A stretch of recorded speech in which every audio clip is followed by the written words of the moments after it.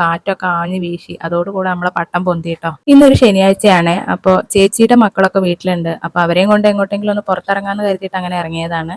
അങ്ങനെ വന്നിട്ടുള്ളത് നമ്മുടെ കൂട്ടായി പടിഞ്ഞാറേക്കര ബീച്ചിലേക്കാണ് കേട്ടോ.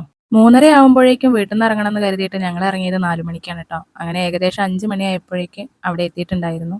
മഴക്കാലം ആയതുകൊണ്ടായിരിക്കാം നല്ല തിരക്ക് കുറവായിരുന്നു കേട്ടോ. അധികം ആളുകളൊന്നും ഉണ്ടായിരുന്നില്ല.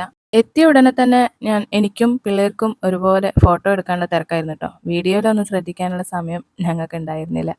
ആള് കുറവാണെങ്കിലും അവിടെ കച്ചവടങ്ങളൊക്കെ ഉണ്ടായിരുന്നു കേട്ടോ. അപ്പം ആദ്യം തന്നെ രതി ചെന്ന് പെട്ടത് പട്ടമൊക്കെ വിൽക്കുന്ന ഒരു കടയുടെ മുന്നിലാട്ടോ. അപ്പൊ അവൾക്കും എല്ലാവരും ഇങ്ങനെ പട്ടം 1-2 പേരൊക്കെ അവിടെ പട്ടം പറത്തുന്നുണ്ടായിരുന്നു. അത് കണ്ടപ്പോൾ അവൾക്കും പറത്താൻ ഒരു മോഹം.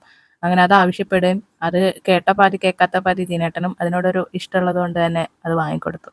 പിന്നെ കുറേ സമയം അതിന്റെ പിന്നാലെ പോയിട്ടോ. അതെങ്ങനെയെങ്കിലും ഒന്ന് ഉയരത്തിൽ പറത്തി കാണിച്ചു കൊടുക്കണം എന്നുള്ള ലക്ഷ്യത്തിലായിരുന്നു കേട്ടോ ദിനേട്ടൻ. അങ്ങനെ ഏതായാലും അത് പറത്താൻ പറ്റില്ല എന്ന് കണ്ടപ്പോൾ പിന്നെ അതവിടെ വെച്ച് കുറച്ച് നേരം കടലിലൊക്കെ കളിച്ചിട്ട് അപ്പോഴേക്കും മഴക്കാറ് നല്ലോണം ഉണ്ടായിരുന്നു. അപ്പൊ ദിനേട്ടൻ അതവിടെ വെച്ചിട്ട് കുടയൊക്കെ എടുക്കാൻ വേണ്ടി പോയി. പിന്നെ പെൺകുട്ടികളും കുറച്ചു നേരം പട്ടമൊക്കെ പറത്താൻ ശ്രമിച്ചു കേട്ടോ. പിന്നെ ഇരുട്ടും മഴയും മഴക്കാറ് നന്നായിട്ട് വന്ന് കാറ്റൊക്കെ ആഞ്ഞു വീശി അതോടുകൂടെ നമ്മളെ പട്ടം പൊന്തിട്ടോ. അങ്ങനെ പട്ടം പറന്ന സന്തോഷത്തിലായിരുന്നു കേട്ടോ രേതു. പിന്നെ അവൾ ആദ്യമായിട്ടാണ് ഇങ്ങനെ പട്ടമൊക്കെ പറത്തുന്നത്. അപ്പൊ അതിന്റെ ആ ഒരു സന്തോഷം അവൾക്ക് ഉണ്ടായിരുന്നു. അതുപോലെ തന്നെ ദിനേട്ടനും ഭയങ്കര ഹാപ്പി ആയിരുന്നു.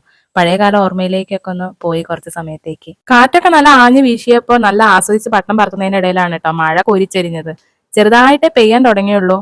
അപ്പൊ കുടയൊക്കെ നിവർത്തി നിന്നെങ്കിലും പിന്നെ അങ്ങോട്ട് നല്ല കാറ്റായിരുന്നു കേട്ടോ. കടലിലായതുകൊണ്ട് തന്നെ മഴ പെയ്യുമ്പോൾ കുട നിവർത്തി നിന്നിട്ടൊന്നും കാര്യമില്ല കേട്ടോ. നമ്മുടെ ദേഹം മുഴുവൻ നനയും. മഴ നനഞ്ഞു കുതിർന്നു കഴിഞ്ഞാൽ തല തോർത്താൻ ഒരു തോർത്ത് പോലും എടുക്കാത്തത് കൊണ്ട് പിന്നെ അവിടെ നിന്നില്ല കേട്ടോ. വേഗം അവിടെ കണ്ട ഒരു ചായക്കടയുടെ ഷെഡിൽ കയറി നിന്നു കേട്ടോ. കുറച്ചധികം നേരം മഴ ഉണ്ടായിരുന്നു കേട്ടോ.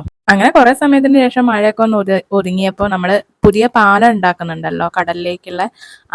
അതിലൂടെ ഇങ്ങനെ പണി മുഴുവനായിട്ട് പൂർത്തിയായിട്ടൊന്നും ഇല്ല എങ്കിലും കുറച്ച് ദൂരം അതിലേക്ക് ഇങ്ങനെ നടന്നു. കുറെ ഫോട്ടോസും വീഡിയോസും ഒക്കെ എടുത്തു. കുറെ നേരം വെള്ളത്തിൽ കളിച്ചും പട്ടം പറത്തിയും പോയി. അതുപോലെ കുറച്ച് സമയം മഴ പെയ്തും പോയി. അങ്ങനെ നല്ല കളർഫുൾ ഫോട്ടോസ് കിട്ടി തുടങ്ങിയതേ ഉള്ളൂ. അപ്പോഴേക്കും ദേ സമയം കഴിഞ്ഞു. അങ്ങനെ ഏകദേശം ഇരുട്ടായിരുന്നു കേട്ടോ. 7 മണിയൊക്കെ ആയപ്പം ഞങ്ങൾ തിരിച്ചു പോന്നു.